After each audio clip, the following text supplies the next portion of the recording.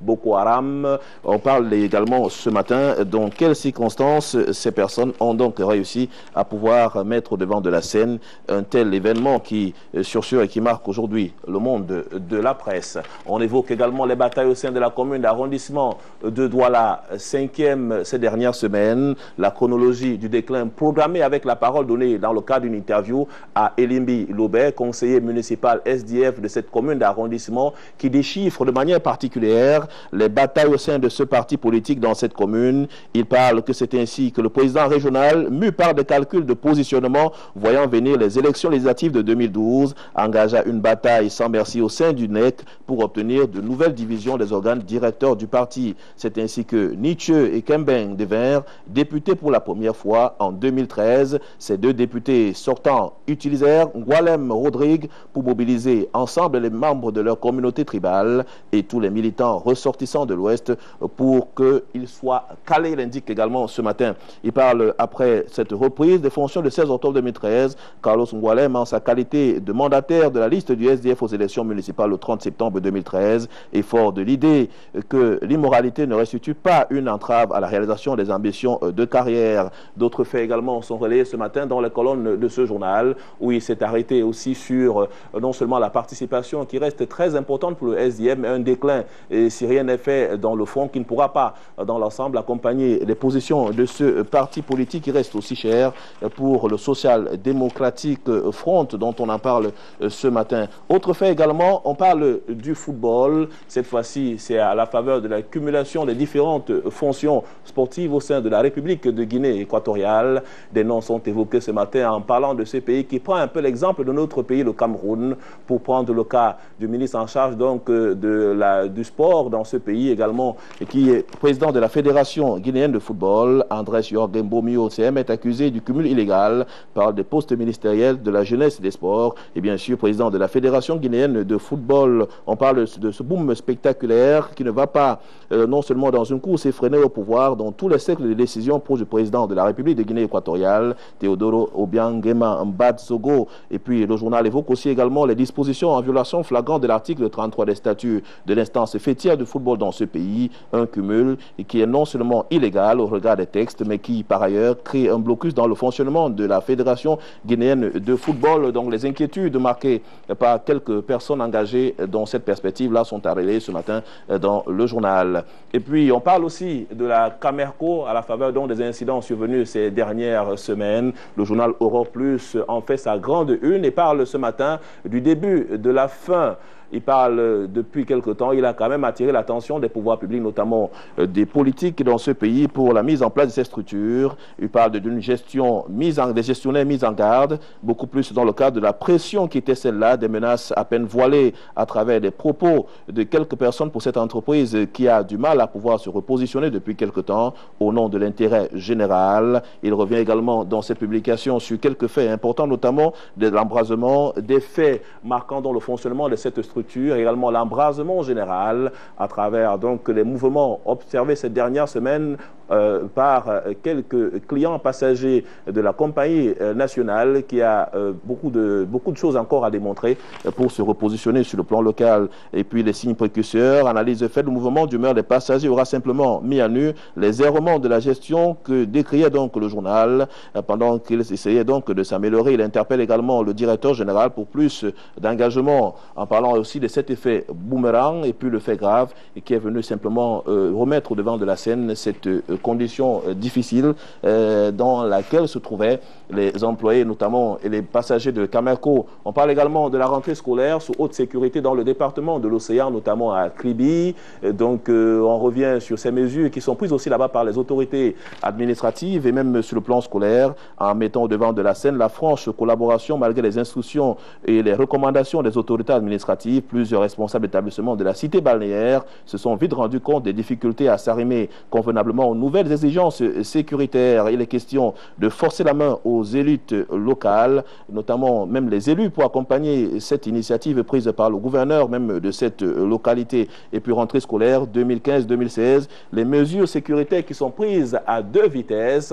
On parle encore ce matin toujours du lycée Thésèque Mongo Joseph à la faveur donc de cette interview qui a été aussi accordée au journal Europe Plus par le journal, bien sûr, le journal Europe Plus. Le proviseur de cet établissement revient sur les déclinaisons qui est celle qui accompagnera son établissement. Patrick Nkondok choisit de s'adresser aux Camerounais beaucoup plus dans les mesures sécuritaires en parlant de l'arrivée tardive. Il parle sous 2 choses. Il y a ce qu'il a appelé le retard académique, celui qui arrive 5 à 10 minutes est récupérable. On ferme plus de manière systématique la clôture pour éviter que les élèves se regroupent le long de la barrière. Les élèves rentrent au fur et à mesure. Les cours reprennent effectivement à 7h30 et à partir de 7h31, on s'aligne dans la zone réservée aux retardataires, c'est-à-dire dans le journal Europe Plus. Lui aussi est dans les kiosques ce matin, mais lui nous accompagne dans les batailles du Rassemblement démocratique du peuple camerounais à la faveur donc du renouvellement de ses organes de base.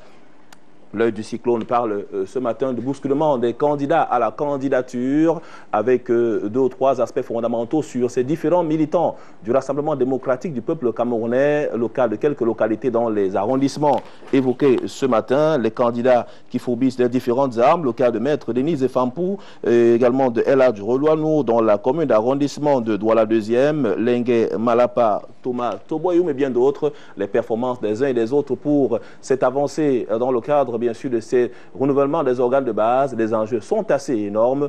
Tous ces principaux candidats, pratiquement une quinzaine, voire une vingtaine, sont relayés ce matin dans les colonnes de ce journal. Pour parler aussi dans la commune d'arrondissement de Douala 3e pour le cas du Rassemblement démocratique du peuple camerounais. Ils sont donc évoqués là, le cas du président de la section Mangazan et même Ngambou, qui est aussi engagé pour sa part dans ses œuvres qui vont initier une nouvelle vision du Rassemblement démocratique du peuple camerounais, sans oublier bien sûr Douala 4e là-bas. Le choc des titans parle ce matin et pour la plupart de ces candidats qui sont véritablement engagés, les artificiers de cette opération de renouvellement des organes du parti dans le Vouré, on revient sur le cas par exemple de Ngando Mbongue qui est capable de mobiliser plusieurs Camerounais à travers les initiatives et même son tempérament assez calme feront de lui l'une des figures emblématiques du Rassemblement démocratique du peuple camerounais à Douala 1er. On parle également de Edouard Fauchivé ce matin pour Douala 2e et Kangé Nazer pour Douala 5e. C'est donc dans le journal L'œil du cyclone pour ceux qui auront l'occasion bien sûr de découvrir et de voir davantage ce qui est fait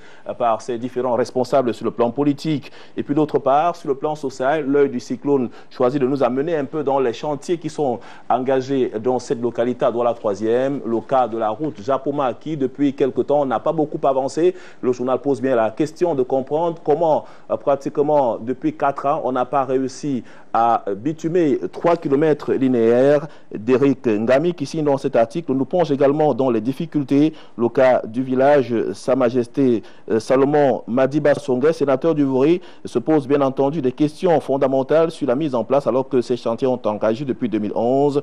L'interrogation est donc menée de manière efficiente et surtout à l'endroit de la communauté urbaine de Douala qui devait davantage s'investir pour que cette route soit mieux adaptée et surtout au bénéfice des populations locales. Pourtant, il faut dire que dans le cadre du financement apporté pour le développement des infrastructures, la CED a été sous-souciée au regard des projets cofinancés par la Banque mondiale et le contrat de désendettement et de développement. D'où vient-il qu'on ait à tendance à avoir un développement à 2 vitesses, s'interroge-t-il. Et puis parle aussi de sport dans cette même localité en parlant de Kwemba Dia Festifoot, la promesse tenue pour la 5e édition qui a eu comme parrain l'ambassadeur itinérant Albert Roger Mila qui s'y est donc rendu pour accompagner les jeunes dans cette pratique du sport. Cette 5e édition qui a vu donc des primes qui ont été remises à quelques jeunes là-bas locaux par exemple, des primes qui avoisinaient les sommes de 500 000 francs CFA divisées en 2 pour 300 000 les vainqueurs et 200 000 ceux qui étaient pratiquement les demi-finalistes de cette compétition organisée par Noengangue Timba tire donc à sa fin avec bien sûr la participation de plus de 12 équipes qui étaient engagées dans ce championnat-là. Donc ça fait partie des avancées pour accompagner la jeunesse dans cette localité. Nous allons sortir par le journal Dominus ce ce jour. La publication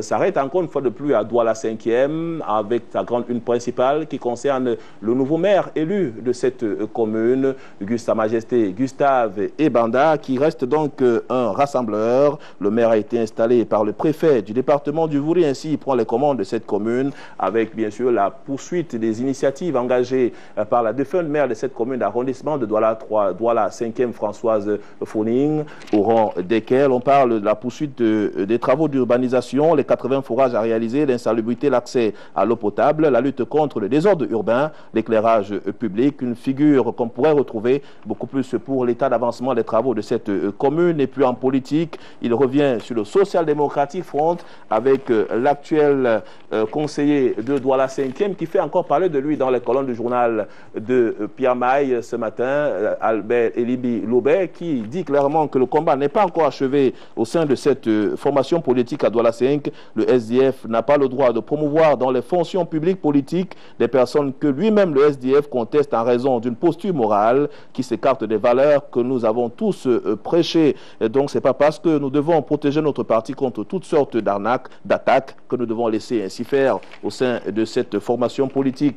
Et puis autre chose ce matin, c'est quand même un fait inédit, c'est une autre figure de la chanson camerounaise qui sort ce matin pour parler aux Camerounais de cette affaire, le cas Aïssi le Duc. C'est rare de voir son intervention dans la presse écrite, mais il revient sur les démêlés entre lui et sa sœur. Il dit clairement que depuis Paris où il réside, l'artiste, chorégraphe, danseur, écrivain dit toute sa petite sœur, toute la vérité sur sa petite sœur cadette Chantal Aïssi, son petit frère Iman Aïssi, l'amour, ses récompenses et sa foi en Jésus-Christ, qu'il a toujours tout fait pour récupérer les membres de sa famille et mettre donc hors d'état de nuit ces personnes-là qui ont l'intention de les diviser. Il revient également sur quelques prouesses et puis son passage, le travail qu'il abat depuis qu'il est en hexagone pour le compte non seulement de la musique camerounaise, de la chorégraphie, pour l'image de marque de notre pays, ce qui reste un véritable symbole et un avantage pour le commande de la culture. On va sortir bien sûr par la communauté urbaine de Bafoussam avec le cas du délégué du gouvernement auprès de cette communauté urbaine, Emmanuel Zété, ce matin, et qui revient dans les colonnes de ce journal sur les perspectives même de sa communauté avec un don important en termes de matériel reçu il y a encore quelques jours dans le cadre de ces initiatives engagées par cette communauté urbaine. Un don assez important en termes de matériel et surtout en termes de disponibilité pour la mobilité même. Ces engins qui ont été réceptionnés là-bas viendront faire de Bafoussam une véritable ville qui combat l'insalubrité, qui davantage va se mettre au pas pour devenir l'une des cités les plus propres. On regarde juste le profit parmi celles qui devraient bénéficier depuis quelque temps de cet avantage à travers la réalisation des grandes villes au niveau du Cameroun. C'est donc à faire ce matériel roulant qui vient ainsi renforcer non seulement le désordre urbain dans cette localité, mais aussi combattre toutes sortes d'anarchie et puis l'occupation intempestive de la voie publique. C'est ce qu'on peut donc retenir au-delà de la plateforme qui a pu se tenir dans quelques localités locales. La communauté urbaine également de Douala, qui à l'image a donc reçu ces nouveaux engins là en présence délégué du gouvernement auprès de cette même communauté là, Dr Fritz Antonin, avec des engins lourds. On a aperçu ici dans la ville de Douala et du matériel roulant flambant neuf pour le bonheur des populations de notre cité capitale. Madame, Monsieur, merci infiniment pour votre marque de confiance. Le cap sera mis sur Yaoundé avec Harley Debo Andébé pour la suite de cette revue de presse des zones. Si vous le permettez, on va lancer Yaoundé. Eh bien, allez-y, monsieur, je vous en prie. Voilà, donc on dira simplement que Yaoundé est déjà sur orbite par la magie de la technologie. On va retrouver Harley Debo Andébé là-bas du côté de Yaoundé pour le pool de l'actualité dans les différents tabloïds parvenus à la rédaction de l'antenne de Canal 2 International à Yaoundé. Bonjour à vous et bienvenue. Une des journaux, Cameroun Tribune, pour planter le décor et parler de la rentrée scolaire telle qu'elle s'est déroulée hier et l'école qui reprend ses droits, dit le quotidien national bilingue ce matin. La reprise a été effective pour continuer à parler de cette rentrée scolaire hier dans les écoles, les lycées et collèges des 10 régions du pays où un important dispositif de protection a été déployé. Cameroun Tribune ce matin donc revisite l'ambiance telle qu'elle s'est déroulée dans les établissements scolaires où les cours sont effectifs depuis hier sur toute l'étendue du territoire national. Parlant de rentrée, Cameroun Tribune une, lisons l'Alter Eco, l'encart de Cameroun Tribune ce matin, qui fait un focus sur l'investissement privé, n'est-ce pas, des établissements scolaires, le filon des établissements scolaires. De nombreux opérateurs se lancent dans ce secteur qui demande de gros investissements et qui, bien mené, peut rapporter un regard également sur les frais de scolarité pendant ces rentrées scolaires. Des rentrées impressionnantes. Les frais de scolarité variables d'un établissement à un autre sont l'une des sources de revenus de promoteurs d'établissements scolaires. Et pour mieux comprendre tout ce qui se passe dans l'investissement privé autour de l'école, Alter Eco donne la parole à Serge Aimé Bikoy, sociologue du développement, enseignant des instituts privés de l'enseignement supérieur. Pour lui, le business a pris le pas sur l'éducation en cette période de rentrée scolaire. Une rentrée sous haute sécurité, vous dira Mutation ce matin. Les forces de l'ordre filtraient les individus et les biens dans les entrées du lycée Général Leclerc. Les élèves passent au détecteur de métaux au lycée bilingue de Yaoundé. Mais c'est une rentrée qui commence mal pour Cameco, la compagnie aérienne nationale. Il faut lire la grande une de Cameroun Tribune pour le comprendre. La compagnie aérienne nationale marquée par un incident en son agence de Yaoundé. Un incident de trop, dit Mutation, courroucé par l'annulation des vols sans explication. Au moins 200 clients ont tenté de mettre le feu hier à l'agence de Yaoundé. L'intervention de la police a permis d'éviter le pire. Et notre confrère de s'interroger, où est donc passé le plan de relance de l'étoile du Cameroun? Incident de la Cameco hier, c'est donc une crise de trop pour le quotidien de l'économie. Des vols nationaux et internationaux annulés, les clients qui menacent de brûler l'agence, n'est-ce pas? Des annulations et renvois qui ont provoqué le courroux des passagers qui ont brûlé des pneus en guise de protestation. Et dans cette ambiance malheureuse, le top management reste muet, le gouvernement silencieux renchérit notre confrère. On ne parle pas du quotidien de l'économie, on ne parle pas de l'économie pour parler du financier d'Afrique qui parle politique pénitentiaire et 16 841 prévenus parmi les 26 702 prisonniers. Au Cameroun, 63% de l'ensemble de la population carcérale sont en détention provisoire, ce qui alourdit le coût de la ration alimentaire allouée par l'État. Les professionnels du droit dénoncent cette charge superflue qui va coûter un peu plus de 2 milliards de francs CFA aux contribuables cette année, soit 5,3 millions de francs CFA par jour. On lit la deuxième une du financier d'Afrique et on va au Nigeria pour comprendre que Muhammadu Buhari a déclaré ses biens. Le nouveau président du Nigeria dit posséder 150 000 $ dans son compte personnel, 5 maisons en matériaux définitifs et 2 maisons en terre battue. Cependant, dit le journal, son vice-président Yemi Osibajo est plus riche que le président. C'était à lire en page 2 du journal de Boniface Chouenkam ce matin. On parle guerre contre Boko Haram. À la une d'émergence, les victimes de cette guerre. Pourquoi il faut ériger un monument aux morts? Le quotidien de Marius Biara tente d'apporter des explications ce matin. Plus que des hommages, il faut un mausolée pour commémorer, n'est-ce pas, toutes les victimes et inscrire à jamais dans la mémoire collective les militaires et civils morts par le fait des actes terroristes, dit le journal ce matin. On va lire défis actuels en petite une pour parler également de terrorisme, de la lutte contre Boko Haram, mais surtout de Kerawa après les attentats. Le journal dit justement que cause à vie, dans la peur, les localités frontalières avec le Nigeria sont encore troublées par l'onde de choc des derniers attentats suicides perpétrés la semaine dernière en territoire camerounais. Mais on lira bien évidemment la grande une des défis actuels ce matin et cette sortie du directeur général de la CRTV, Amadou Vamoulke, qui dit tout sur les récentes nominations, les nouvelles orientations à l'office et sur l'affaire qui le concerne en justice. Nous sommes désormais dans une structure à responsabilité partagée. Fini la pyramide où le sommet prenait toutes les décisions et la base appliquait. Maintenant, tout le monde est à son niveau.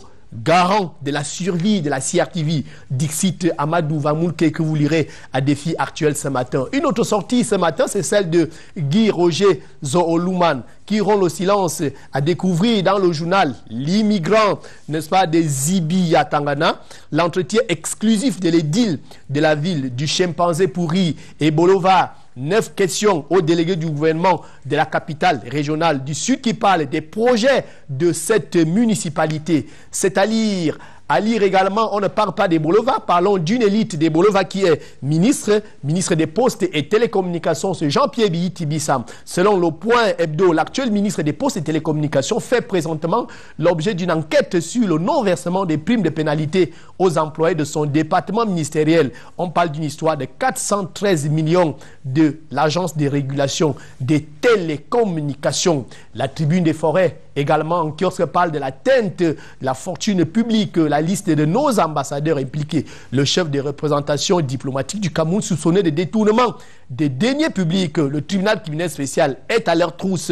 On parle également en deuxième une de la communauté urbaine de Yaoundé et les ennemis de Tchimevuna qui sont en colère pour exprimer leur mécontentement. Ils menacent de déposer au TCS une plainte contre le premier maire de la ville de Yaoundé. Horizon Plus magazine de Saliou Soulé Abetchem revient sur l'inauguration de la Dangote Simon Cameroun, lancement officiel des activités. C'était prévu à Douala.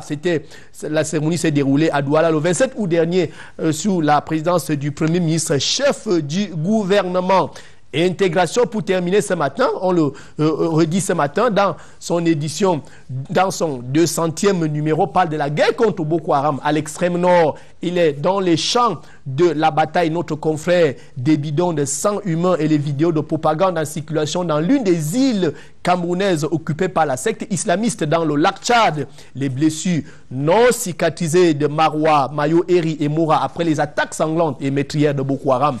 Affrontement larvé entre humanitaires, nuit de longs couteaux entre chefs traditionnels Lawan, chasse à l'homme, Adile Kanouri, à Kousséri, le 200e numéro d'intégration justement est célébré à travers 2 jours d'activité, à savoir 2 jours d'activité. Hier, il y a donc eu l'apparition de ce 200e numéro et ce mardi à 14h, il y a vernissage de l'exposition photo sur les périls sécuritaires en Afrique centrale. C'est à l'amphithéâtre de la Croix-Rouge. Vous suivrez bien sûr là-bas à 14h30 une grande conférence publique sur le thème l'intégration régionale à l'épreuve des périls sécuritaires en Afrique centrale. 17h35, le lancement du site internet relooké du journal Intégration. On dit donc félicitations à notre confrère Thierry Owona. Et on va dire courage à Soule Onoyolo, notre confrère également, qui a perdu sa sœur aînée, Kolkosok Beifek Recheyatou, décès survenu dans le 23 août dernier. On reviendra bien sûr sur le programme des obsèques de la grande sœur à Soule Onoyolo,